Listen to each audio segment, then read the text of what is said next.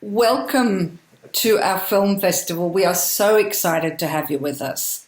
Thank you very much. I'm really excited. I am Arantxa Echevarria. I am the director of Carmen and Lola. That is a Spanish film.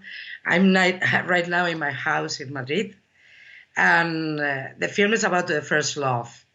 I think it's not important if there are two girls or two guys. It's the freedom of love. But the main thing of the film is that it's in the gypsy community. Here in Spain, they are still living with us from 5 centuries ago. They are part of our lives, but for us, they are invisibles. We didn't see them. They have their own rules, their own costumes. Everything is different from us. But they are still living, and we are brothers in our lives. But they have a big problem, a big issue with the homosexuality. It's a big taboo in their community. What made you want to tell this story? What was it that started the journey for you? Well, I was always anger about first love stories, but all the films I saw used to be directed by men. And I think there is a different way of living the first love. It's not so sexual, maybe, for a woman. Or, in my case, it was something very different because it's the first time you feel something so big. And it was more sensorial, more sensual than sex. And at the same time, I saw in a newspaper the news of the first marriage between two gypsy girls. And it scares me a lot because the picture in the news was from their back. You couldn't see their faces.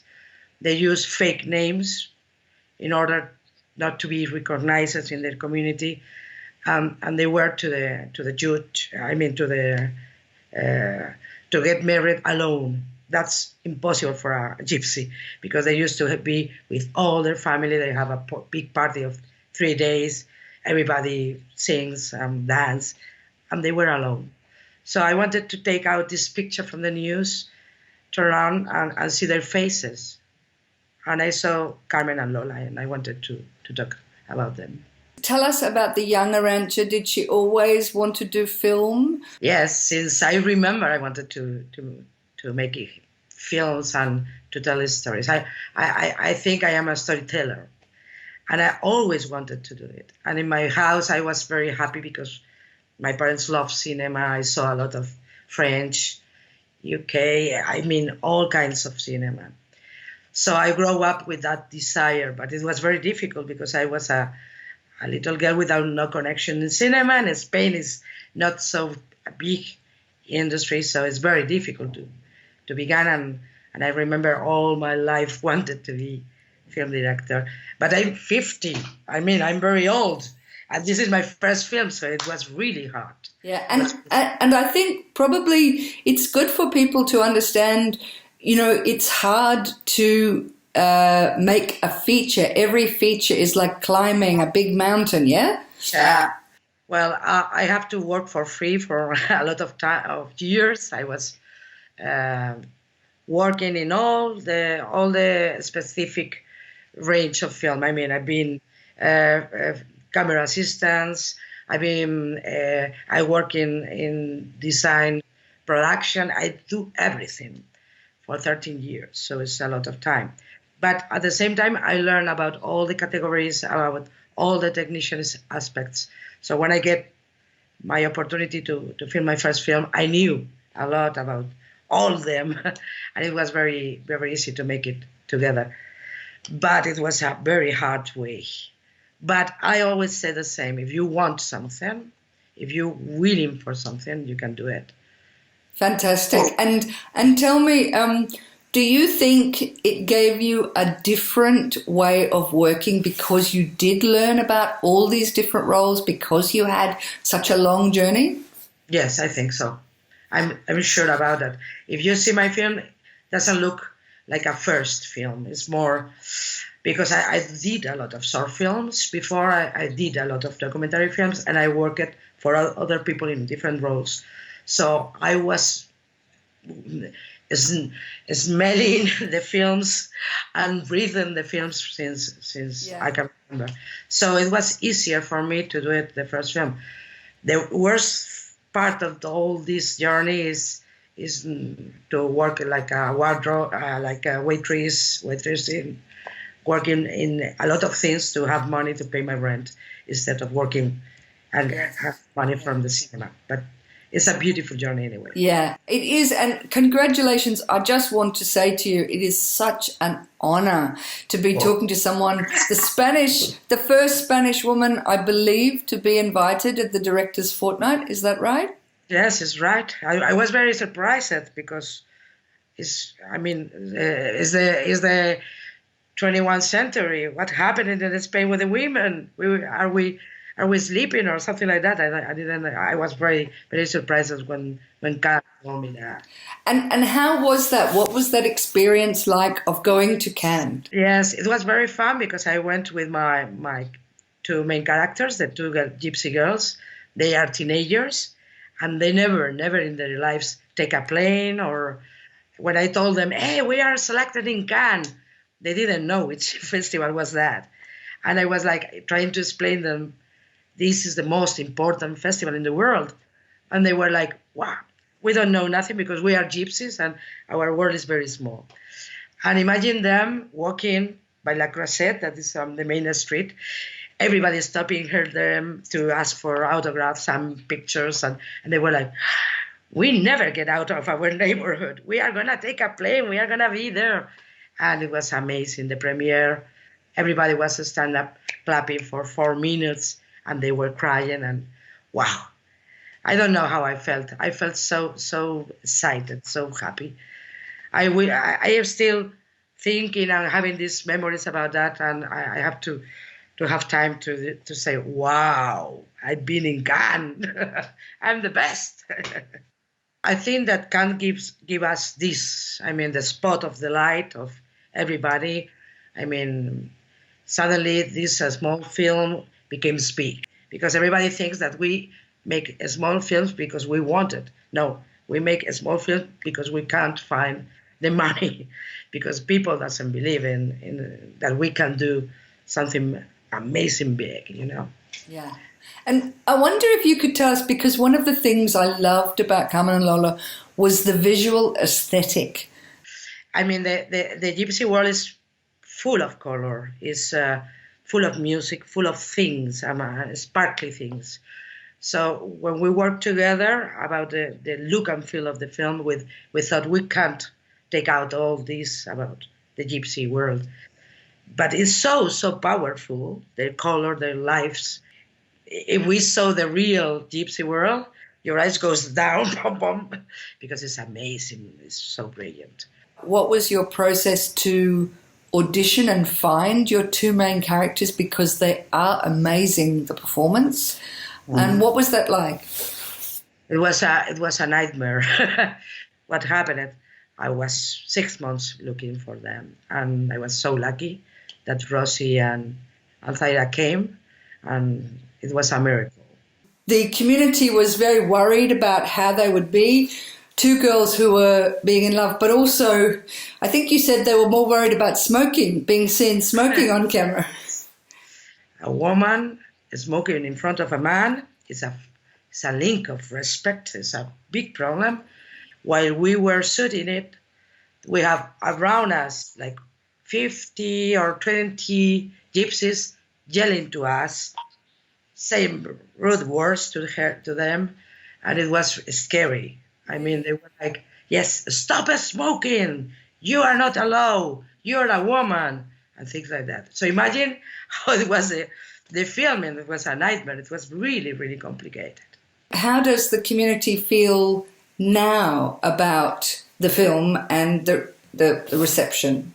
Well, the conservative part of the gypsy community, we call them gypsy, and they feel proud of being gypsy. So they call between them gypsy. They are still saying terrible things about the film. They go to the cinema and they yell the screen, really. They make these funny things.